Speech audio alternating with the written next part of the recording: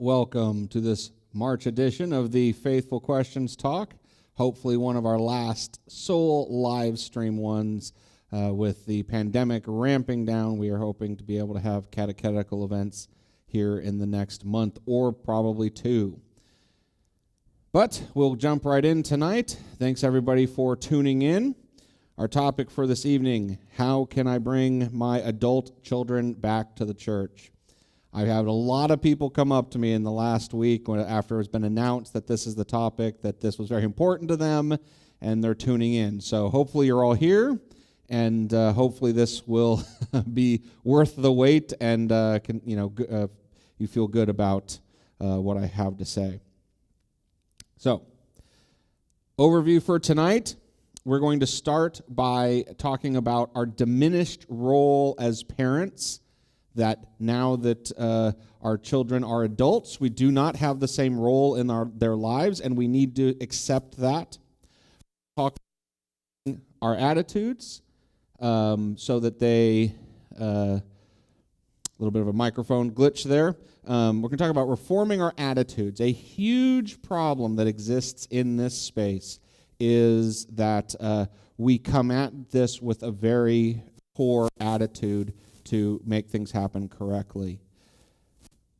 Finally, we're going to talk about changing how we interact with them before the intermission. And you'll see I have some dates here. I think we need to spend a good month really embracing the reality of our reduced role, and then we need to spend another 5 months reforming our attitude, and then after 6 months, talking to them. I'm having some real microphone trouble here, so we're going to see if we can't figure out what's going on. I'm going to step off camera for just a sec.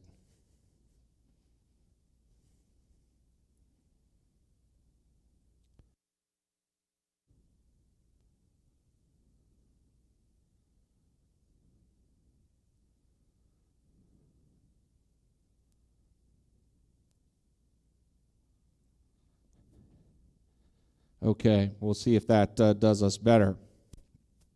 Then, after the intermission, we will talk about the 5 kind of big areas of objections that our children tend to have, and some attitudes about how we might address them. I'm going to be up front here.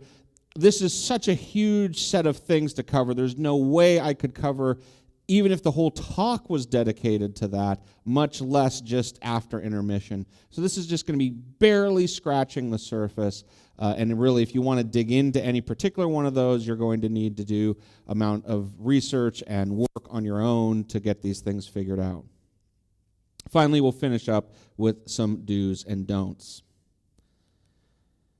All right, let's jump right in and talk about how to ask questions. I have a feeling I've got some new viewers today. First of all, the best way to ask a question is just to do it on the YouTube chat that exists on YouTube. To do that, you have to log in on YouTube. You can't be just anonymous. Now, the good news is almost everybody has some account, a Gmail account, a Google account, an actual YouTube account that they can use. So you should be able to get logged in if you have one of those accounts, which almost everybody does.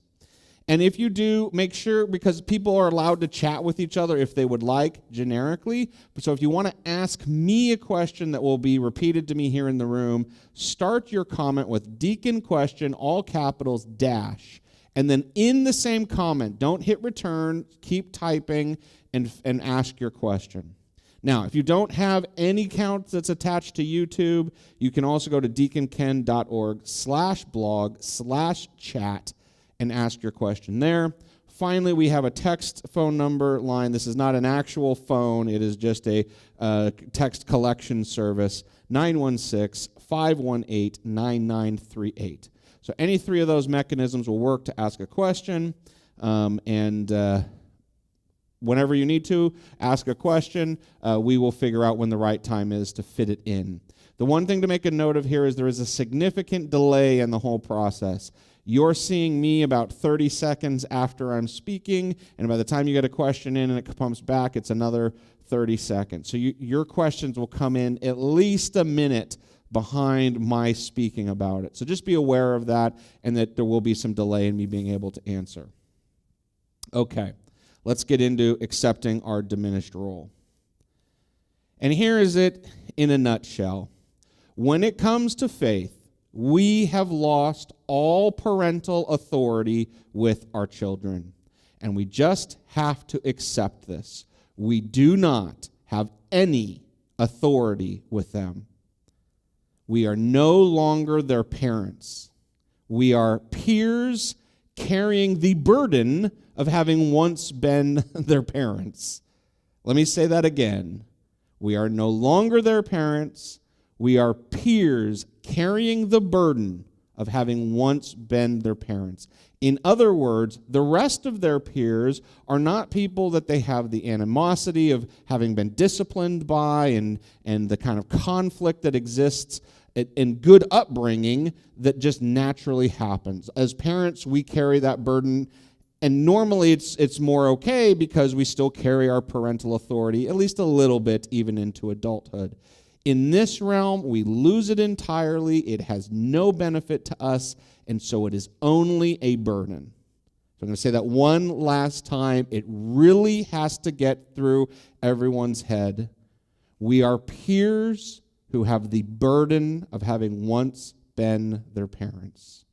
You cannot approach them as if this is a conversation between a parent and a child.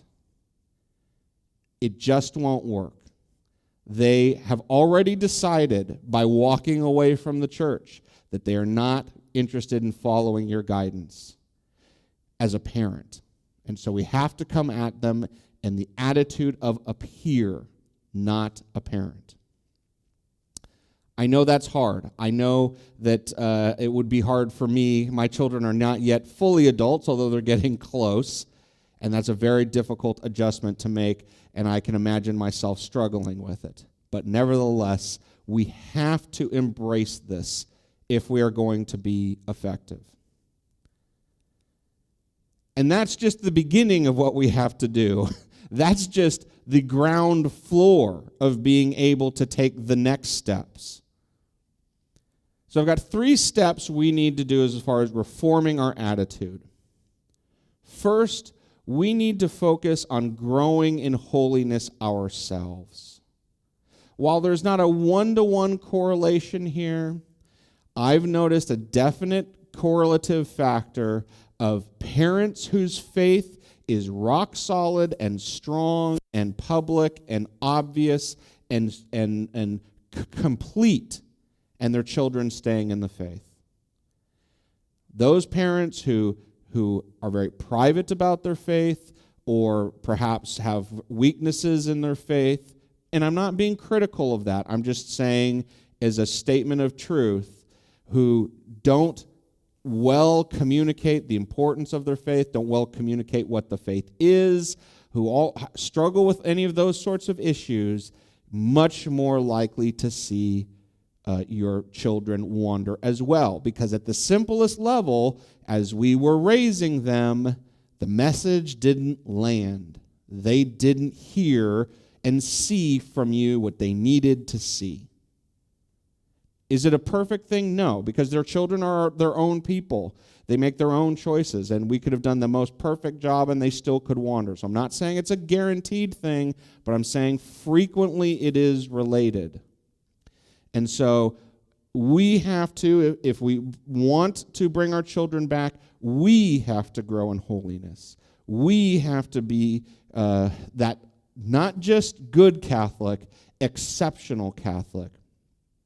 We need to also treat them the way an exceptional Catholic treats people. We can't let the baggage of having raised them and all the things that we know make us treat them more poorly. We have to transcend that relationship so that they see us as holy. The first kind of step, we have to grow in holiness, and it has to be to such a degree that our children notice the difference. Step 1.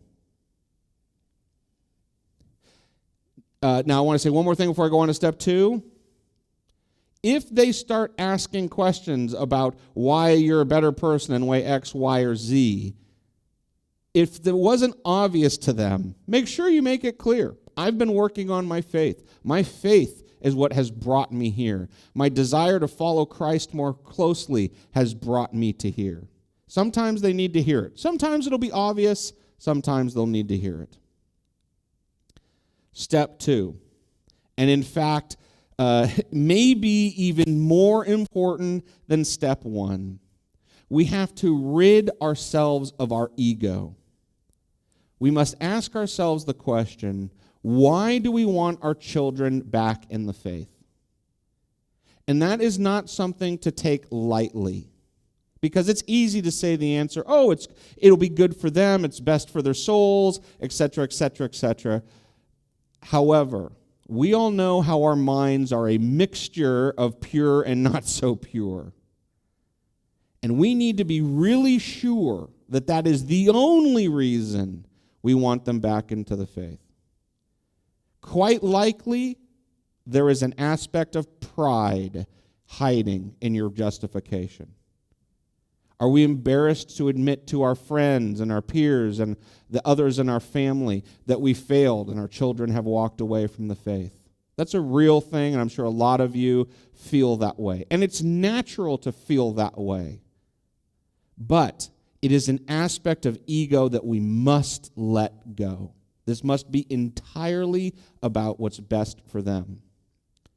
Maybe we feel disrespected by our kids. I don't think this is so much of a Western European heritage problem, but in a number of cultures, the idea of your children not doing what you say, parents feel very disrespected by that. And that's what's driving their frustration, is that they feel disrespected.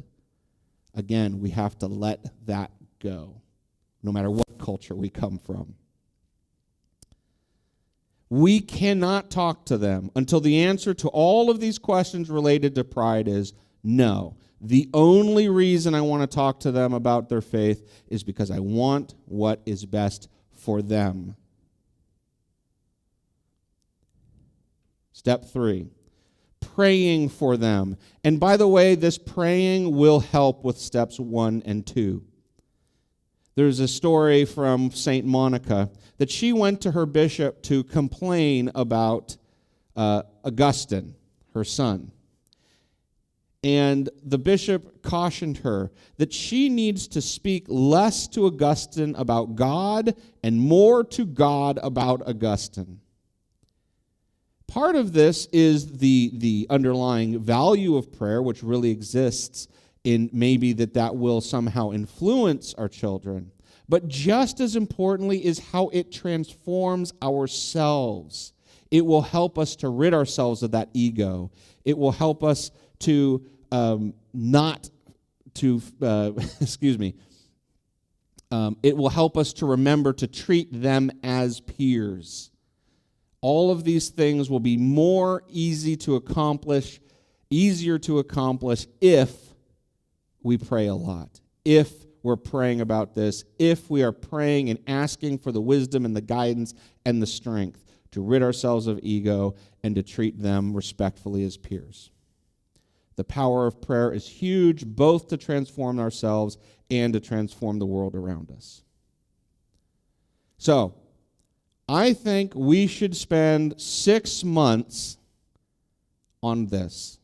That we need to go a long way before we start talking to them again about the faith. We should spend some time taking a step back and thinking about what we're doing wrong before we start approaching them again. And yes, I do mean half a year. Spend a long time reflecting. By the way, if you're the type who's talking to them all the time, the fact that you stop talking about the subject will get them curious, and that's a good thing. Now, 6 months later, after we have done all of those things, and if our heart hasn't transformed in those 6 months, maybe it needs to be 9 months or a year. Now we can finally continue on to step 4, which is our first interaction with them after we've grown in holiness, rid ourselves of ego, and prayed a ton. And we are going to start by apologizing to them. And I mean this in the fullest sense of the phrase possible. We need to be, and I'm sorry, I keep hesitating because we're still having some microphone issues here, and I apologize. But we need to admit to them that we have failed them, that we failed as parents, and that we are profoundly sorry for having done so. That the fact that they are not in the faith today reflects poorly on ourselves, and not in an egotistical way, in a way where you deserve, this is the parent speaking, you deserved better, and I failed, and I am sorry. If you've had lots of contentious arguments with them about the faith that have not gone well, apologize for that. Say to them, we've had these horrible arguments, they've been bad, and I'm sorry for the way I treated you during those arguments. I didn't have the right attitude. I was too filled with ego. I was too concerned with my appearance, and I apologize. This needs to be not just an email or a text or even a phone call if at all possible. This needs to be we'd like to invite you over for a special dinner, treat them well, say after dinner, we have something we'd like to talk to you about, and do everything in your power to give the most profound apology you can to them. And leave it at that. The worst thing you could do at that moment is to try to start evangelizing them. Why? Because it becomes completely transparent that it is a non-apology. You're not apologizing because you're actually sorry. You're apologizing because you're looking for a new route, a new in to be able to evangelize them. And we can't do that. We have to make sure that this is a genuine, full apology. And if you're not ready to make a genuine, full apology, I think we need to go back to steps 1 to 3.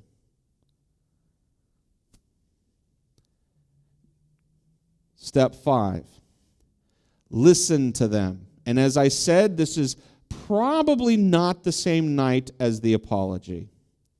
It's possible it will be, because it's possible they may respond to the apology by kind of spilling their guts of everything that's on their mind. That's great, that's fine. But do not initiate it. Only do it if they naturally start talking. But when the time comes, you've apologized, you've walked away, it's now a week later, a month later, what have you, you say to them, I really apologize, but I would also like to hear what it is that has you staying away from the faith, to really understand what it is that's standing in the way. And then again, and you will shock them if you really stick to this on both step 4 and step 5. Listen and nothing else. Don't use it as an opportunity to start arguing back. Just listen. Questions to fill out what they're thinking, what their justifications are, as long as they're not accusatory, are fine. Lost a lot. Technical not going well tonight. There we go. Accusatory questions are a real problem, but a question that's truly designed to elicit more robust answer from them is fine. But fundamentally, step 5 needs to be solely about listening. And again, we don't want to go to the next step. We want to end that evening just being about listening. And they will be shocked because it'll be so different than what they're used to. What they're used to is getting out a half of a sentence for a lot of them, and then us going, bam, with a rebuttal. They will be shocked by the fact that we've been able to restrain ourselves and not jump in and truly want to listen. And then when we walk away from listening, we need to really spend some time running over it in our head again and again and again, making sure that what the lessons we take really are the real lessons of what they told us. Not what our instinct was, not what our first conclusion was when we first heard it. Let it play out in your mind again and again so that we really understand what it is that is not, that they don't like about the faith, that they don't appreciate about the faith, that they aren't called to of the faith. To understand all of those things. And finally, now we're ready to actually start talking to them. It's been, 8-9 months now of getting ourselves in a better position for 6, a month of apologizing, a month of listening, and now we're ready to actually start talking to them.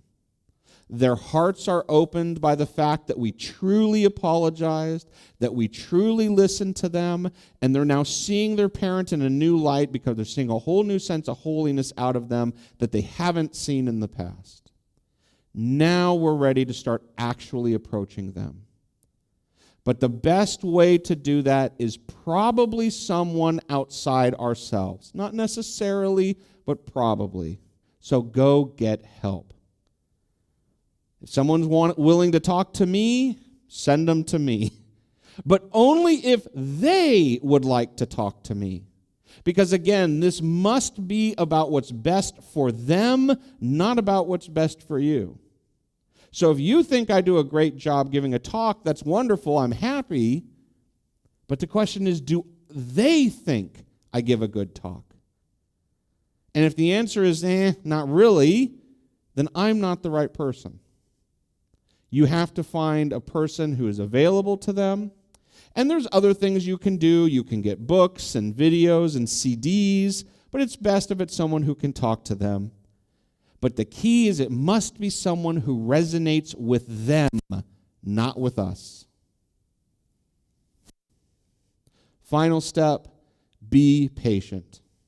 They didn't leave the church in one day, and they're not coming back in one day. We don't give up hope. We keep trying, but we do it patiently and with charity and hope, not with desperation and fear. We need to try different things. If one set of strategies, if a couple of books, they didn't read them, okay, it's not books. Audio books on tape that they can put in the car, maybe. So maybe they'll use it on their commute. If that doesn't work, we try something else. We bring in Father George or Deacon Ken or a coworker of yours who's wonderful in the faith, or their favorite aunt, or. And if those things don't work, we try something else. But we do it patiently, charitably, and with hope. We never let fear and desperation come into them. We can never be so frustrated that we let pride reemerge. And if we make that mistake, and again, we're only human, we need to re-apologize. We need to kind of go back to step 4 and say, I'm still working on myself. I'm not a perfect human being. I messed up. I said I was trying to do these things, and here's a demonstration of how I failed. I'm trying again. I'm re-apologizing. I'm re-saying, I really want to work on this, and that means working on myself first, and I'm really, really sorry. Okay, that's the set of steps. That's what we need to do. We need to transform ourselves. We need to approach them as a apologizing, sympathetic, listening person, and we need to engage the resources that will resonate with them.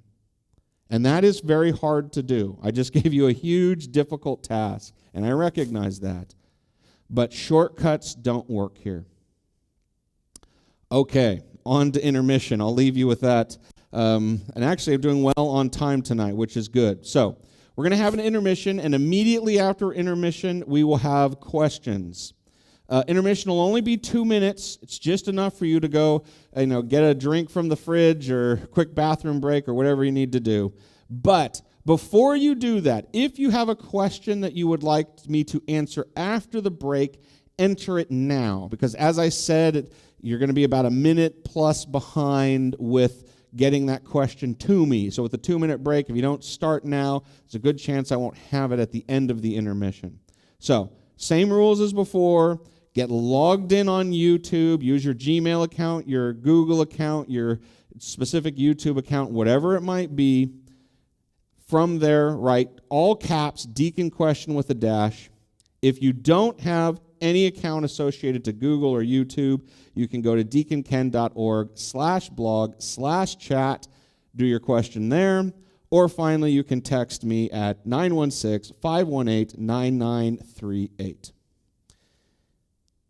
As I said before, intermission is all about giving you a couple minutes to get a quick snack, come back in 2 minutes, and we will see you in 2.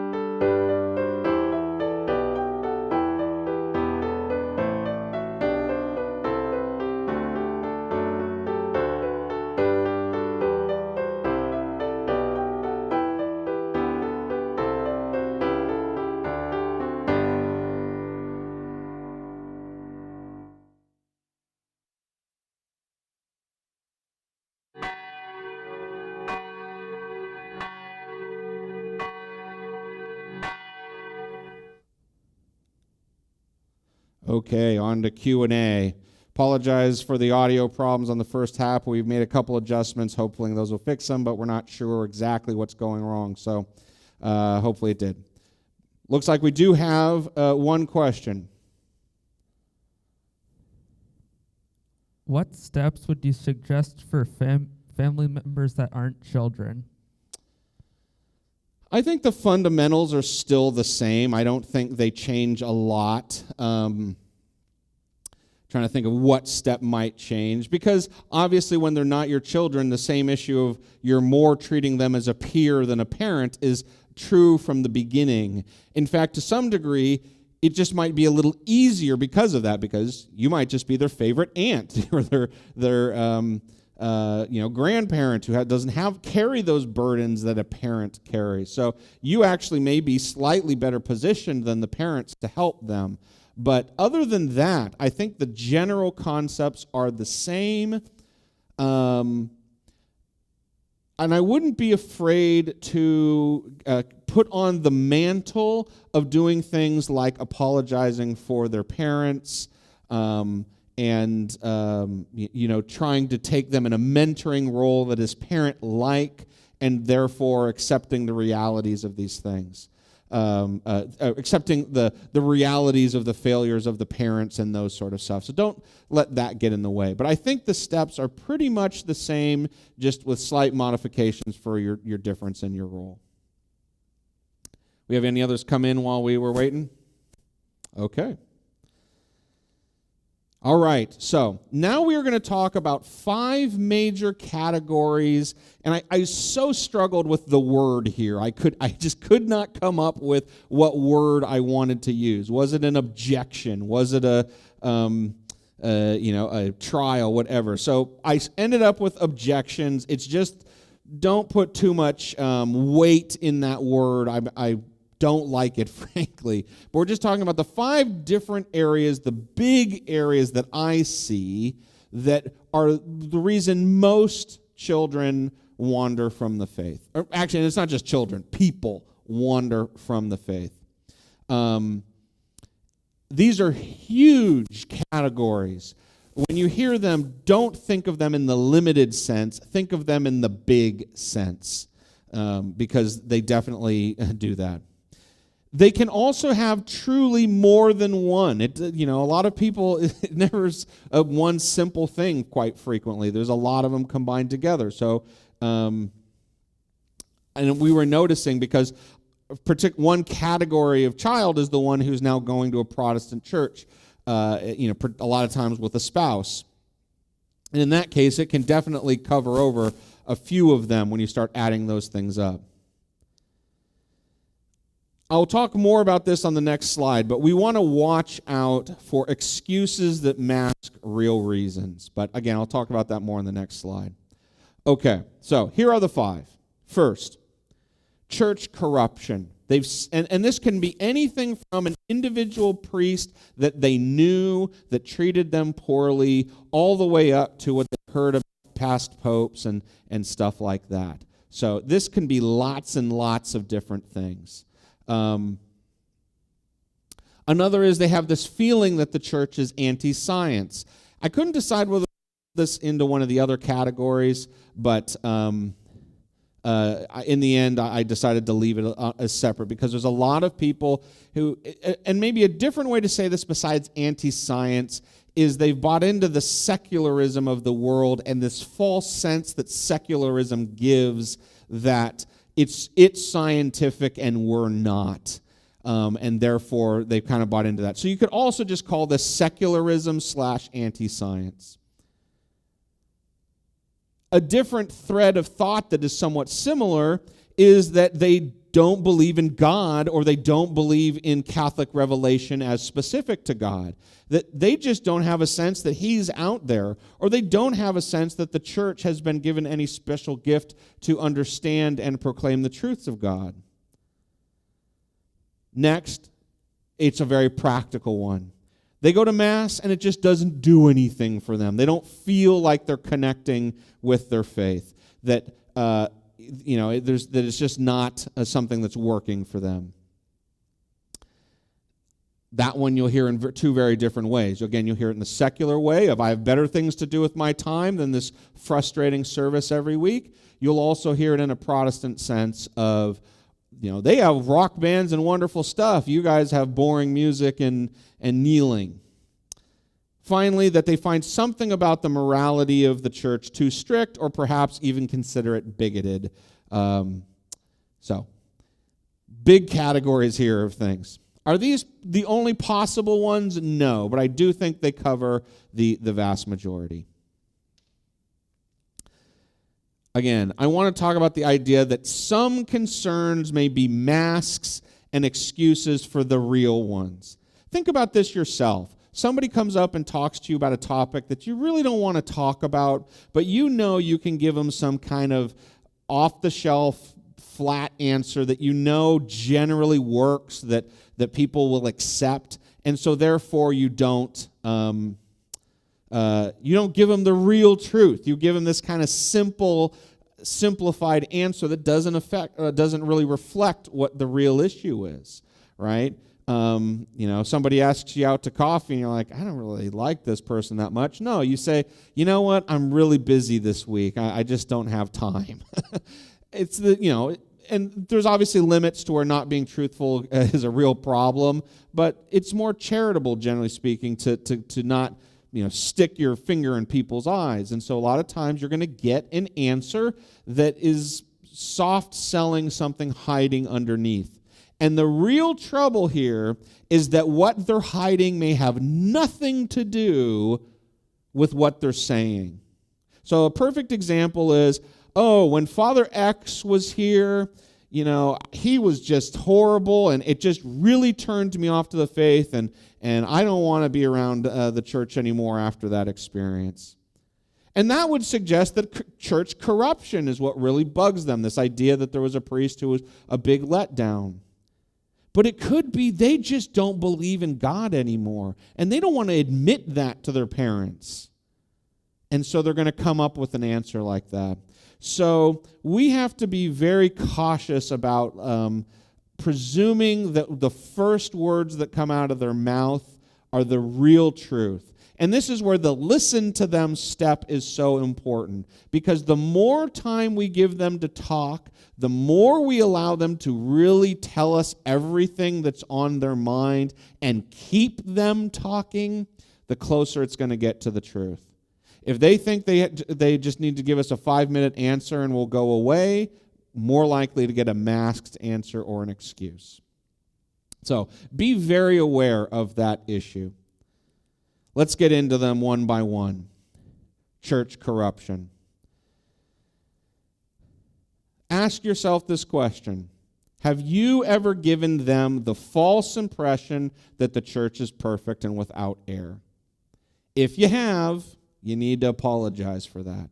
You need to tell them that you're sorry, that either you didn't well communicate what you knew to be true, or you were trying too hard to sell them on the church, and so you didn't want to admit the church's faults, or maybe you misunderstood it yourself in the past. For any reason, if you oversold the church as this perfect entity, and so now when they've grown up and see that the church isn't perfect, they feel betrayed by what they learned from you, you need to start with an apology in this area. And so this does speak to how a little of this can be iterative, right? You may have your initial apologies. You may need to have some follow-on apologies as you're listening to them. So what we need to do here is admit, absolutely, the church is not perfect. There are horrible priests. Be willing to agree with their examples as much as possible. Do not let the failures of maybe a little, again, this is a pride thing, of letting maybe a priest that you like or an issue that you have sympathy for get in the way of agreeing with them of how they are seeing it. There's no need to defend the church in any way from the perspective of it's perfect. Also, add your own examples. Be willing to sympathize by saying, yeah, you know what? You mentioned Father X. Let me tell you about Father Y. That he was horrible. That makes it real, and that you're seeing a real person in you. It's not just that they see it, you see it. But once we've done that, we need to get to the bottom of the idea is, of course the church isn't perfect. It never claimed to be perfect. It just claims to be inspired by God. But if you look at the language of the church, we are a church of sinners from top to bottom, even the clergy, particularly the clergy in some sense. And that what we believe is that despite the fact that we're sinners and that we're constantly messing up the church, that the Holy Spirit keeps picking up the pieces and putting us back together. Not keeping us perfect, picking up the pieces and putting us back together. Only God is perfect. The church is not perfect. No human being is perfect. God is perfect, but the church is far too human to be perfect. There's a lot more that can be gone into here, but that's the fundamentals of what you have to get to. Anti-science or secular issues. Have you ever given them the impression that actual science was wrong because of something the church teaches? Did you ever mislead them to think that the church didn't believe in evolution, or that some of what scientists were saying was wrong because of what was in the Bible? Did you go down any of those roads? And again, you might have done this out of ignorance yourself. You might have done this because something you had pride associated to. It doesn't matter what the reason is. But again, apologize. Admit to them that that was wrong, and that the church is pro-science. Obviously, I have a whole Faithful Questions talk on this. There's a link here, which actually brings me up to another point. There will be a post going up on my website, deaconken.org, that if you go to the blog section, that will have all the links that I'm sharing tonight. In fact, you know what? After the fact, I'm also going to put them in the description of the YouTube channel. They're not there right now, but I'm realizing it should put it in there. So if you check back tomorrow on the same YouTube link, you'll see all of these links to watch the other ones. Not that they're hard to find, but so you can go to the blog, you can look in the YouTube description, or you can just copy them down. But something like this one can be a little hard to do. But key theological points here. The church is pro-science. They'll have a hard time understanding that. They'll have a hard time believing that. You're going to have to follow up. But what you need to make it clear, there's no valid science that the church disagrees with. And then there's going to be a whole bunch of objections that you're going to have to work through one by one.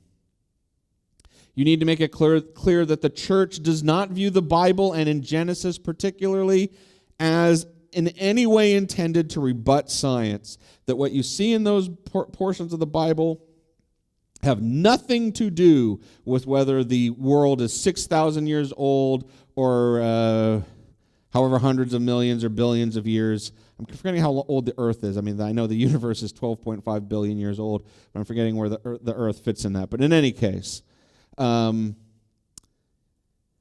we're fine with all of those scientific discoveries, and we don't see that in any way in conflict with Genesis, because Genesis is not a scientific work and should never have been read that way.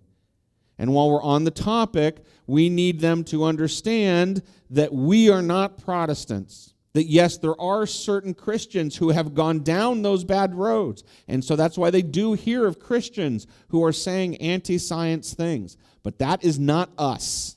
That's a different faith. Different but related. Water. You.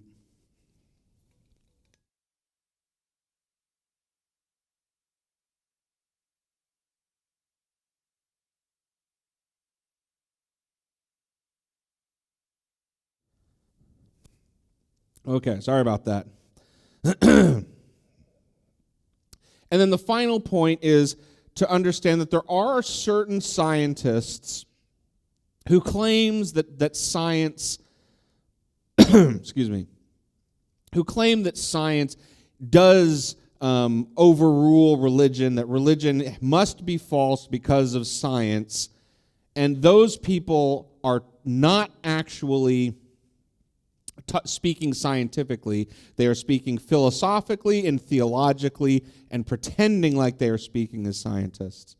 So they're not right, but their error is not a scientific error. It is a philosophical, theological error. They're just bad theologians. Science in no way can undermine our faith, and my Faithful Question talk goes into this in great detail. Okay, next area up. They don't believe in revelation. They don't believe God exists, or maybe they just don't believe that the Catholic Church carries any authority, or that the Holy Spirit speaks through the church, or that what we've taught about Jesus and who he is true. They think it's, of fable or fantasy. Any kind of area along this.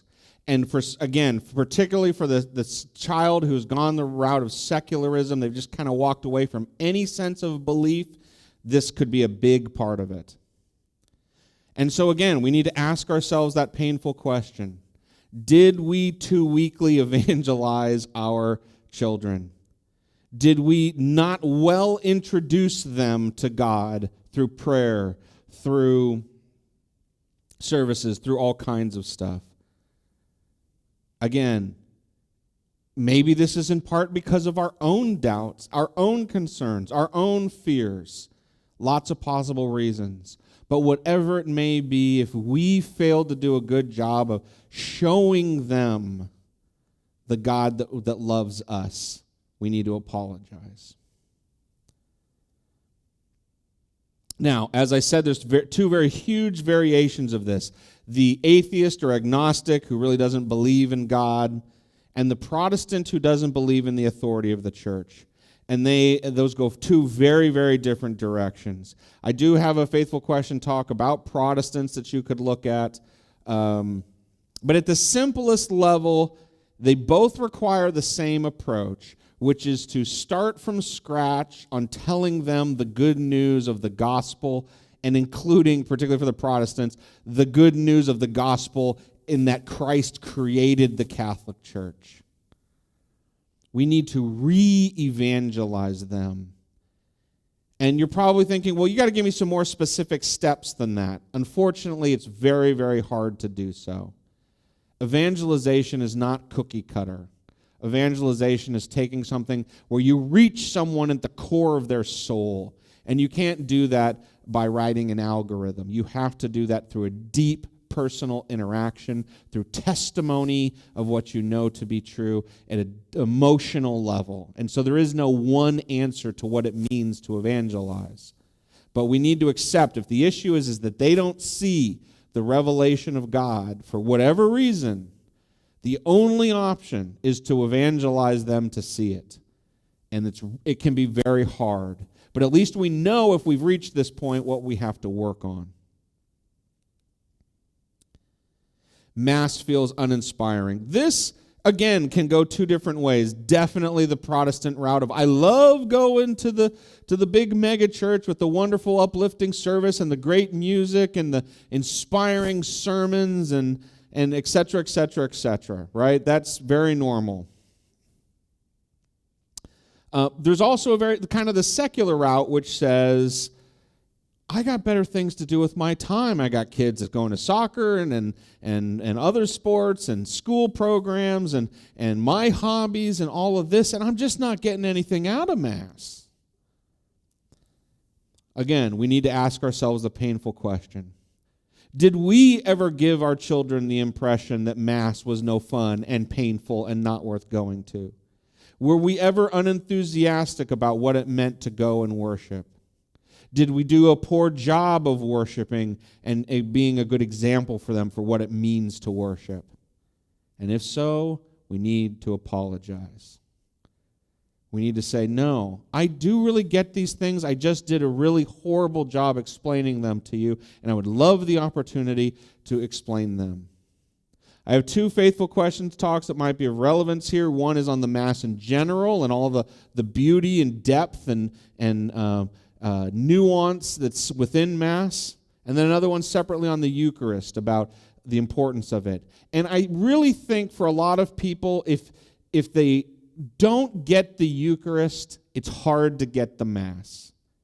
And so there are definitely people who maybe don't believe in the Eucharist. They're a little bit of that previous category if they don't believe in revelation of the church. And because of that, the Mass just seems like, why are we bending over backwards for something I don't really have a strong belief in?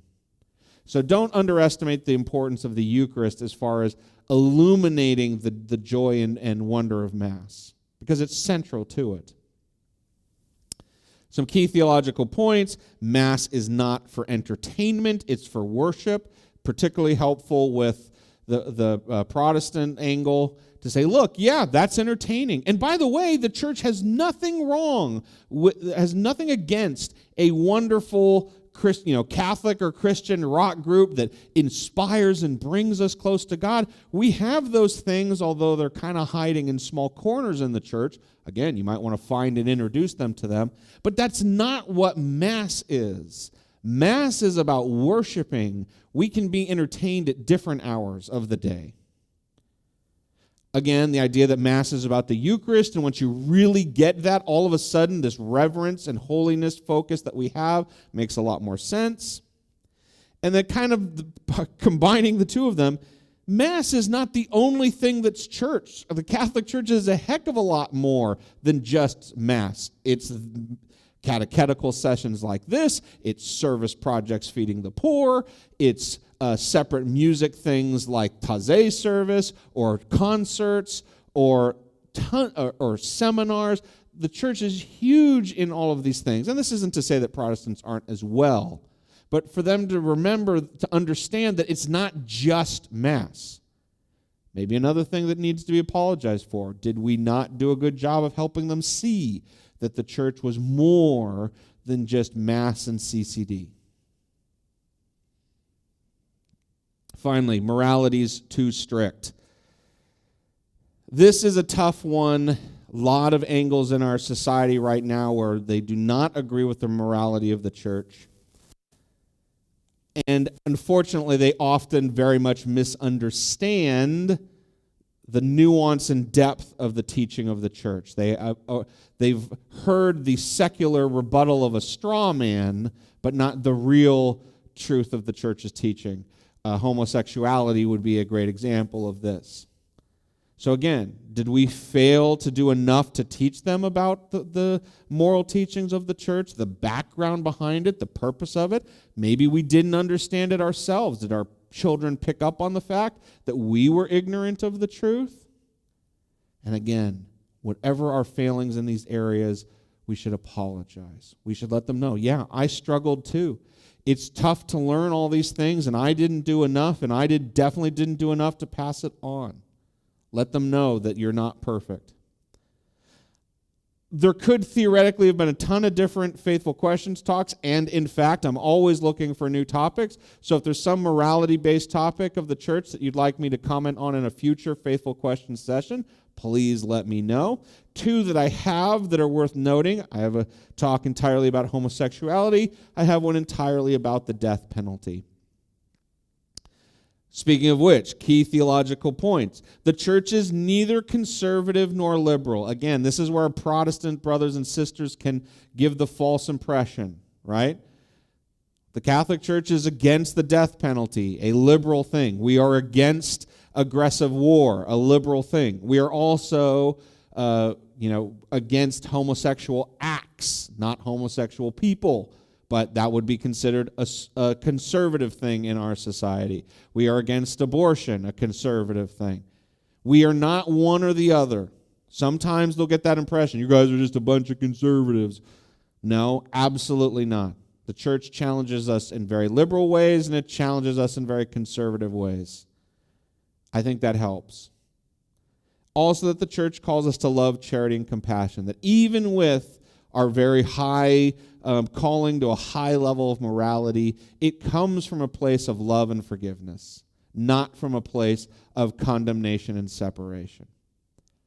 Maybe that's something else you failed in doing. And by the way, when you say you, I'm just pointing the finger at myself just as much. I know I could fail at these things just as easily as all of you. So maybe this is another area of failure. Maybe this is another one we need to apologize for. So, 5 huge categories, as I said, barely scratching the surface. But I just want to give you a flavor of the categories, and as you listen to your children, you'll be able to then dig deeper and to understand where in these regions they are struggling. All right, finally, we're going to finish up with some do's and don'ts. Do. We'll start with those. Feel free to give them books, videos, CDs, and the such. The big value of going this direction is it takes some of the pressure off of the in-person conversations. Sometimes it's easier for somebody to peruse something at their own leisure, on their own timeline, being able to do follow-up work on their own, like go to Wikipedia articles and all of this to see how it squares with truth. So there can be great value in those things in kind of being a much more low-pressure environment. So definitely something to consider. You'll see some don'ts as some aspects of how to be careful in that space, but you can definitely do that. If they've moved in a secular direction, do emphasize that we are different than fundamentalist Christians. Secular people tend to group all Christians together as if we're all the same, and they paint with a very broad brush, and all the worst things of Protestants get thrown back at us as if we are them, and we are not. A significant percentage, if not a majority, of the things that the secular world claims about Christians is just not true of Catholics. But in the United States, the Protestant framework is the dominant framework, and therefore all Christians get tarred with it. So I'm generally in favor of Protestant-Catholic relations, but this is an unfortunate area where we need to be clear we are not them. And if that's what's holding them back, they should take a fresh look at the church, because we aren't them. If they've moved towards Protestantism, the Bible, the Bible, the Bible. They have been trained within Protestant circles that they've gone into to use the Bible as the reference point for everything. Now, as Catholics, we disagree with that a little bit, but let's start with using the Bible to defend Catholicism, because they have heard Protestants using the Bible to dismiss Catholicism. But there's a ton in the Bible that doesn't get referenced a lot by Protestants that hugely stands up for the faith. John chapter 6, you read that, you will walk away with a whole new appreciation of the Eucharist and how important it was to the very early church. The authority of Peter, that Peter was indeed the first pope. You have to really look at those "you are Peter and upon this rock" passages with a very cynical eye to come up with some other explanation that he was the first leader of the church. Also, do admit the mistakes for the church. Don't go down the road of trying to make us perfect. And definitely do research key contentious points thoroughly. If it's a tough topic for them, it probably illuminates that in ourselves, we didn't understand it so fully that we could well communicate it to them. And so we need to dig deeper, do more research, better understand, get to the bottom of it so that we can do a better job with them. Some don'ts. This goes along with the other first. Do not give them any media, any books, CDs, movies, what have you, YouTube channels, without fully reviewing it yourself. There's 2 points here that are critical. First is, we want to pick something that resonates with them. And if you haven't looked it over, it may not be a good fit for them. The second point is, think about how inconsiderate it is to give them homework, if you will, to go look at all this stuff if you're not willing to look at it yourself first. So again, remember that this is a long-term project. We don't have to shove a book in their face tomorrow. If we think this is the right book, spend 2 weeks reading it, and after that, give it to them. You have no idea how much it will undermine you to say, this book I hear is really good, and then they go read it and ask a question about it. Well, I haven't read it. You completely undermine your ability to talk to them when you do that. Similarly, don't pester them about whether they've gone over the media that you've given them. If they didn't want to look at it, pestering them is not going to change that. For whatever reason, what you gave them didn't resonate enough for them to want to look at it. It could be purely pragmatic. They're just not really into reading books right now, or they don't like audio tapes, or there's a whole bunch of different scenarios of why maybe not. But that's just the way it is. We have to accept them again as a peer, as they are, and they're going to be willing to look at only the things they're going to be willing to look at. And so we have to find a way to give them that, not what we want to give them. So don't pester them about the material. If they don't want it, chalk it up to an area of experience and say, okay, I have to look for something else. Another very important one. Do not resort to scare tactics like you may go to hell. In the postmodern secular world, that carries almost no weight.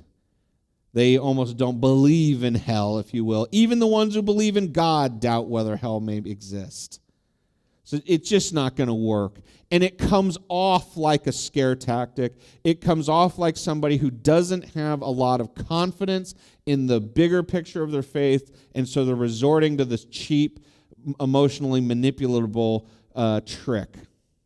Now, there may be more truth here than they recognize. I'm just saying it tends not to work, particularly with the secularly oriented. So don't go down the hell route of you worry about their soul.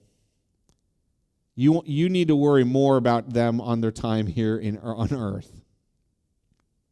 And then finally, we've kind of already gone over this, but don't get in a heated argument. As soon as it starts escalating, say, okay, all right, well, we shouldn't be doing this. That wouldn't be right. We've done it before. We shouldn't do it. I apologize. Let's take a deep breath, and maybe we can talk about this later. Along those lines, it's very important that you don't let this affect the rest of your relationship. If you're getting into a heated argument accidentally, you say, oh, we need to back off, but you were planning on staying for dinner, still stay for dinner. Make it clear that even though this argument's hard and we're not doing a good job of it, you still love them, you still want to be there for dinner, you still want to be there for the grandkids. Do not let these things interfere with the rest of your relationship with them. And that particularly includes the moments when a heated argument starts breaking out. It's okay to say, you know what, I need to clear my head. I didn't do the right things here. I'm going to go for a 10-minute walk to calm down. I'm sorry. I should be better than this, but I'm not. Give me a minute, then we'll go have a good dinner, and I'm sorry. Right? So I'm not saying don't do the things you need to do to cool down, but try to do it in a way that doesn't look like you're saying, well, if you can't talk to me about this, I'm out of here. That comes off poorly. Okay, about to the conclusion. I want to start with some reminders. We will have a question and answer again at the very end here, and just like at intermission, it comes really fast, so get those final questions that you have in now before I get through the conclusion slides. Same guidance as before. Get logged in on YouTube, use your Gmail account, your Google account, your YouTube account, whatever you have, and in YouTube, type Deacon Question Dash. If you don't have that, go to deaconken.org/blog/chat and start again with all capitals Deacon Question. Or if none of that works, you can use a text message. 916-518-9938. So get those in now. We'll go through the conclusion slides, and then I'll answer the questions that people bring up after that. Conclusion. Big picture. We need to remember we're not their parents anymore when it comes to the faith. We have to treat them as peers.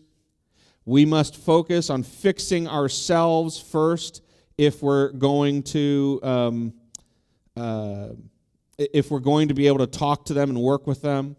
We must fully listen to them, apologize and listen. Apologize and listen. Do less talking, more listening. And then when we finally have gone through all of that and we've really understood what their concerns are, we must engage them in a way that they want, not in a way we want. We cannot let pride and the desire to do it our way get in the way. But we also must never give up. We must be willing to hope that the day is coming, even if it seems like it never will. Because you never know.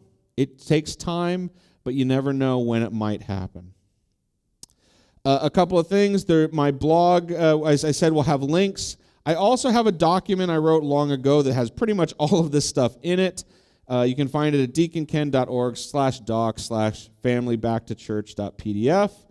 As I said, the link to that will be in the blog post, and I will also put it in the YouTube description here, sometime by tomorrow. And then of course all the other links I shared as well. Okay, Final slides here, kind of the wrap-up stuff that I do every time. Satisfaction survey.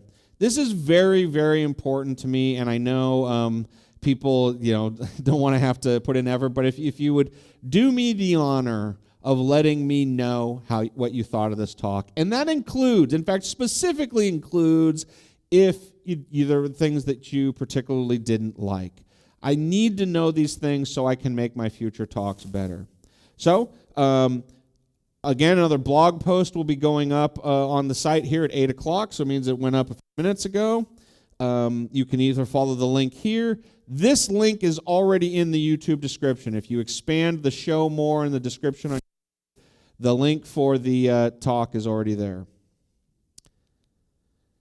Our next topic will be Tuesday, April 13th at 7 p.m. The question is the Bible the Word of God? We will be talking about how to understand the Bible, what it means that it's the Word of God, and what that suggests. We will then have one final session in May. It'll be a Q&A session. You guys submit questions, something that hopefully I can answer in 5 to 10 minutes. If it's something that takes me an hour to answer, it'll be a future Faithful Questions talk. So don't be too picky about what questions you submit. And as I've said many times, I'm always looking for topic suggestions so that I can do a good job. Those of you who've submitted topic suggestions in the past, I do have them all written down, and I do have an idea of when I might do some of them. Admittedly, there's some I'm not thinking of doing, but the more feedback I get, there have been a couple of topics that I was like, I got 1 or 2 suggestions, and I was like, I don't know if I want to do that. But when 4, 5, 6 people all suggested the same thing, it's like, well, clearly I need to do it. So I did indeed do it later. Just some more general links. Pause the video here. I'm not going to spend a lot of time on each one, but the key is my website is deaconken.org. If you want to email me, ken@deaconken.org. There's the blog within deaconken.org. And then youtube.com/Deacon Ken Crawford. That's my YouTube channel. Speaking of YouTube channels, subscribing on YouTube is a very helpful thing. When you grow your channel, YouTube gives you extra things. My ability to have the name Deacon Ken Crawford only happened once I got 100 subscribers. And there are new features and things that you get all the way up to 1,000 subscribers. So only 849 to go to get to that number. I add about 4 or 5 a month. But it's one of these things that it will start to turn up, and as more people see it outside of the parish, the likelihood that the numbers will start to click up more quickly goes up. So particularly for those of you who are new here, who haven't come to previous sessions, please, please, please hit the subscribe button there on YouTube and help me along on that journey. I apologize for having to ask for it. I really wish it could just be if you want to, but it definitely helps me if you do that. Okay, on to questions. And I have a standing child, which suggests that there are really some questions. No, he's just standing to throw me off. No questions.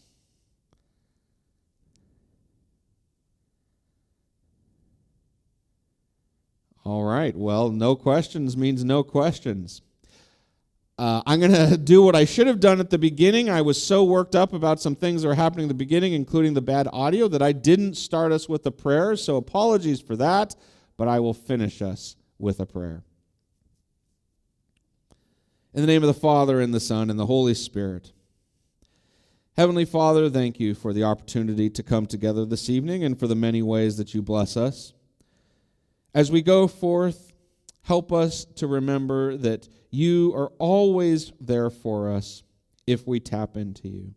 And so therefore, when we try to transform our hearts, try to listen to our children, try to apologize to our children, try to help them better understand the faith, we can do better by using your guidance and strength. Help us to tap into that guidance and strength so that we may do what is best for our children, what is best for the world, and help everyone to know the beauty and truth of your divine revelation. And we ask all of this in the name of the Father, and the Son, and the Holy Spirit. Amen. God bless you all. I hope you have a wonderful night. hopefully see all of you both at church and on April 13th for the next talk.